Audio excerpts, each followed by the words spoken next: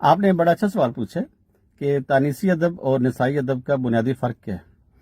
آپ دیکھیں کہ اگر ہم دنیا کے سارے ادب کو کسی بڑی تقسیم کے تحت سمجھنا چاہتے ہیں تو ہم یہ کہیں گے جناب کہ دنیا کا جو سارا ادب ہے اس کو لکھنے والے یا تو مرد ہیں تو یا پھر عورتیں ہیں۔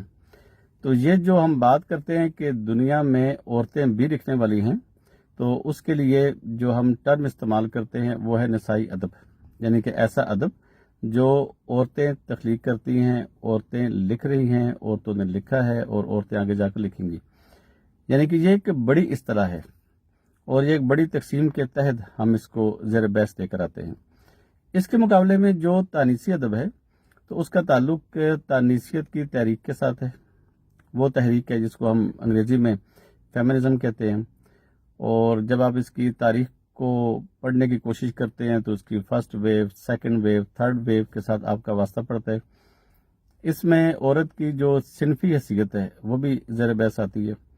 عورت کا سیاسی سطح پر، سماجی سطح پر کیسے کیسے استحصال کیا گیا اس کا ذکر بھی ہوتا ہے اس میں، اور فیمنزم میں لکھنے والے مرد بھی موجود ہیں جو اپنے آپ کو بڑے فخر سے فیمنسٹ رائٹرز کہتے ہیں، اور عورتیں تو ظاہر بات ہے کہ لکھتی ہی ہیں تانیسیت کے تحت۔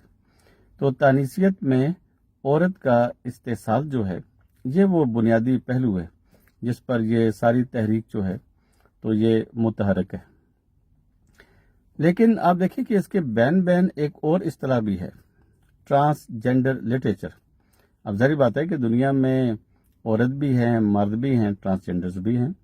تو ٹرانسجینڈر بذات خود ایک امبریلا ٹرم ہے، اس کے ساتھ اس کے جو ذیلی پہلو بنتے ہیں وہ بھی اچھے خاصے ہیں، جن کو ہم بہت کم کہ ان پر بات کرنا پسند کرتے ہیں۔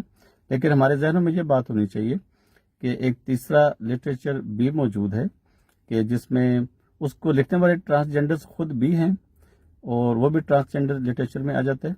اور فرض کریں اگر کوئی شخص ان کے مسائل پر لکھ رہا ہے تو وہ بھی ٹرانسجینڈر لٹریچر ہی آئے گا۔ تو مطلب یہ ہوا کہ یہ جو تین اصطلاحیں ہیں ہمارے پاس، تو ہم ان تین اصطلاحوں کے تحت بھی ادب کا مطالعہ کر سکتے ہیں۔ اس میں بڑی آسانیاں ہو جاتی ہیں کہ جب آپ اسپیسیفک ہو جاتے ہیں کسی ایک خاص موضوع کے ساتھ تو پھر آپ کو بہت ساری چیزیں جو ہیں تو وہ اضافی اس میں دکھائی دینا شروع ہو جاتی ہیں، اور یہ بڑا اچھا انداز ہے کسی بھی لٹریری ٹیکسٹ کو پڑھنے کا۔ لیکن یاد رکھیے گا کہ جو تانیسیت کی تحریک ہے وہ بنیادی طور پر ایک پولیٹیکل موومنٹ بھی تھی اور اس کی اپنی ایک تاریخ ہے۔ پھر جب ہم نوبادیات کے حوالے سے عورتوں کی اسٹڈی کرتے ہیں اور وہاں پر ان کا کیا اسٹیٹس تھا وہ بھی ایک الگ مطالعہ بن جاتا ہے، بڑا اچھا۔ پھر ماحولیات کی نسبت سے بھی ہم فیمنزم کو ڈسکس کرتے ہیں، جس کو ایکو فیمنزم کہا جاتا ہے، وہ بذات خود ایک بہت بڑی اسٹڈی ہے۔ تو جب آپ لٹریچر کی طرف آتے ہیں تو یہ جو اصطلاحیں ہیں ان کو لازماً ذہن میں پہلے واضح کریں، پھر آپ کو سمجھنے میں بڑی آسانی ہو جائے گی۔